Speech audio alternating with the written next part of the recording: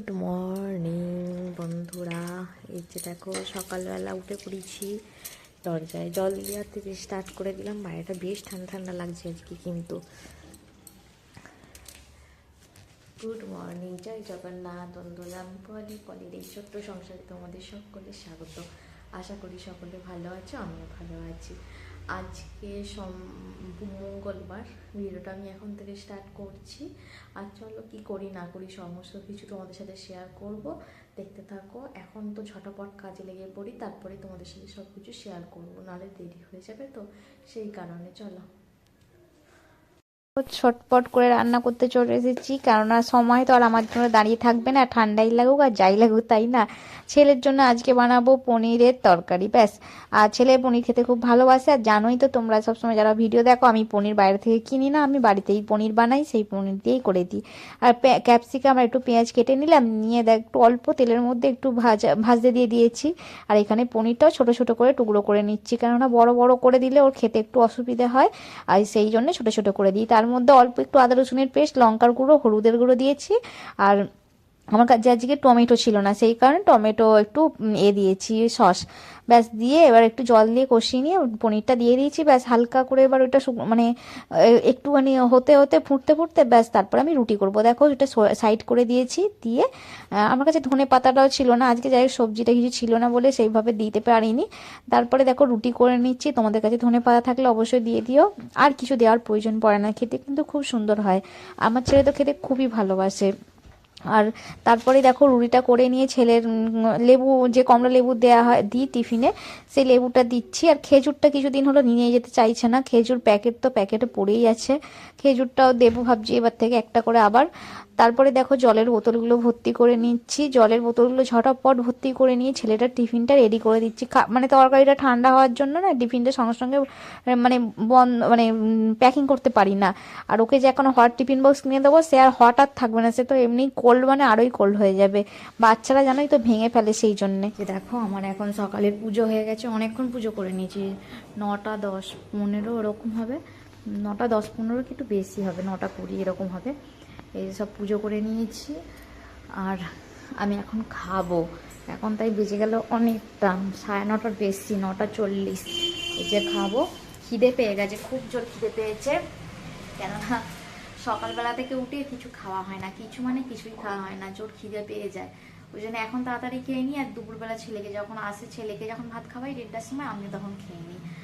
আর এতদিন নিজের খেয়াল রাখিনি, এবার থেকে নিজেরও খেয়াল রাখতে হবে, তাই না বলো। আমার খেয়াল রাখবে কে? আমার খেয়াল রাখার কেউ নেই, আমার খেয়াল আমাকেই রাখতে হবে, তাই না। চলো খেয়ে দিয়ে নিই।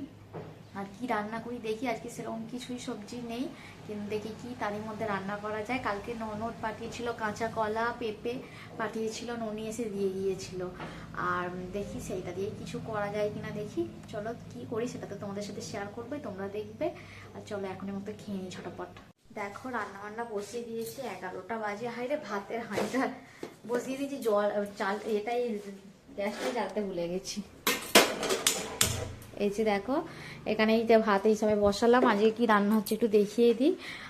আর এখানে এই যে পেঁপের চাটনি হচ্ছে, আর ডিম ভাজা করব।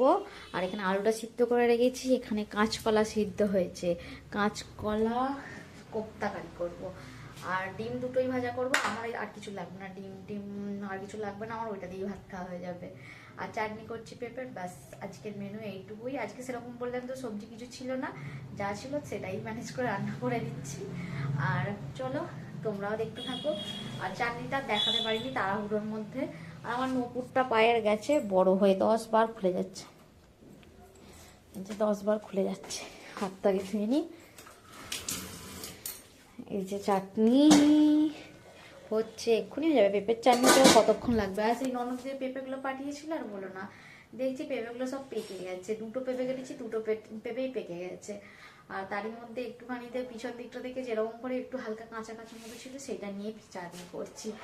আর চলো তোমরা ভিডিওটা দেখো, কেমন লাগছে অবশ্যই কমেন্ট আমাকে জানাতে ভুলো না।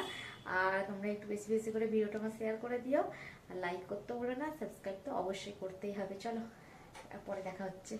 দেখো তারপরে দেখো কাঁচকলাগুলো সিদ্ধ করে নিয়েছিলাম, এগুলো ছাড়িয়ে নিচ্ছি। কোমর যতই ব্যথা থাকুক, পেট তো আর ব্যথা নেই, পেট তো খাবে বলো, সেই জন্যই ঝটপট রান্না করে নিচ্ছি। দেখো ওর মধ্যে পেঁয়াজ কুচি দিয়ে দিয়েছি, ধনেপাতা কুচি, লঙ্কার গুঁড়ো, হলুদের গুঁড়ো, নুন, ধনের গুঁড়ো, জিরের গুঁড়ো, দুটো আলুর কারি দিয়ে দিয়েছি আর বেসন দিয়েছি। দিয়ে এবার এটা ভালো করে মাখিয়ে নেব। আমার তো জল দিতে প্রয়োজন হয়েছিল অল্প, একদম ছিটে ফোটা, সেইভাবে জল দিতে প্রয়োজন হয়নি একদমই, বললেই চলে, না দেয়াই নয় সেরকম।